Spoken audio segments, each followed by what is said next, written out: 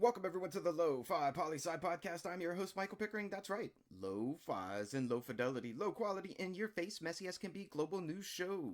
Here we're going to talk about that famous question: what's going on in the world today? I hope everyone's ready because it's Messy Monday. That's right, it's time for that fast cap weekend recap. Now the news, fresh off the press, and warning, Lo-Fi Nation, it was a messy weekend, all around the world. The following four stories all come from AP News International. We begin with a story in the United Nations.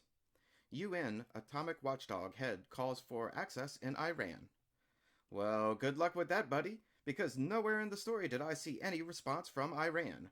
Makes us wonder, what will Iran say to this calling for more access? We'll stay in tune for this update for sure. Now to the Philippines.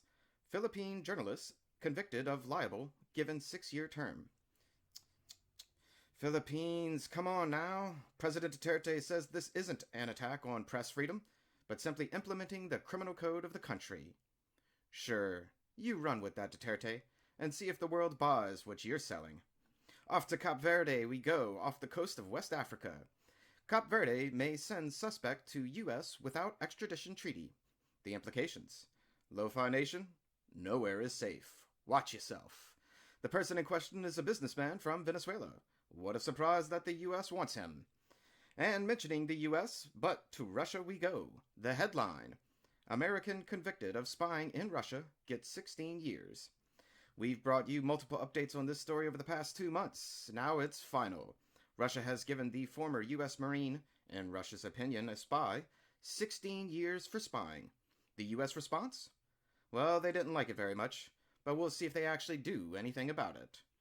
Our next 3 stories all come from Reuters World News.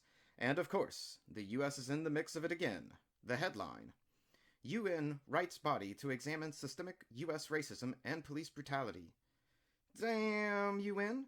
Taking shots at the U.S. on this messy Monday, I see. As if the whole world didn't know shit was going down. They most certainly will now. We'll be curious to see how the U.S. replies to this story for sure. And now we move to the Middle East. Exclusive: Israel builds New Jerusalem road that will link settlements as government weighs West Bank annexation. Although they say they're simply talking about the annexation, they're obviously building the roads for it already. And what is this new road's name? The American Road. Because, of course, what else would you call it? Now next up, back to Russia we go, because they're getting even messier on this Monday.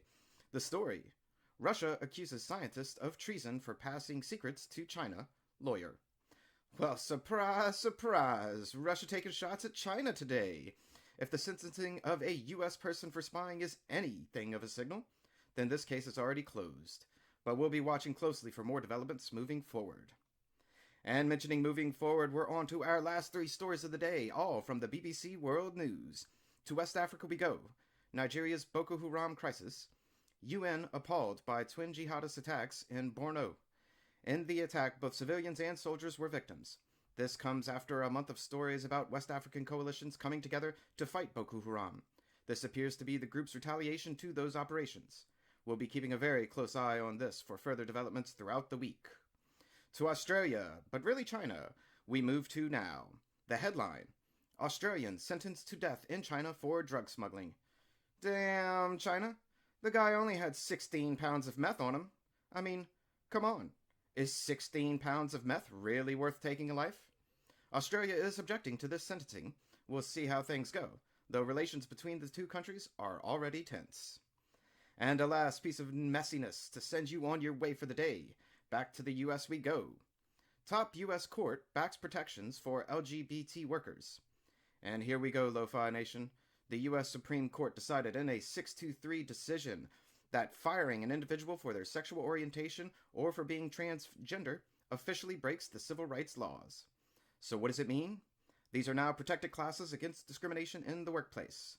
We'll be coming back to this story for sure, because with how things are now in the States, people will surely have things to say. And that's a brief snapshot of what's going on in the world today. Always remember that Lofi Poli Sci is more than just me.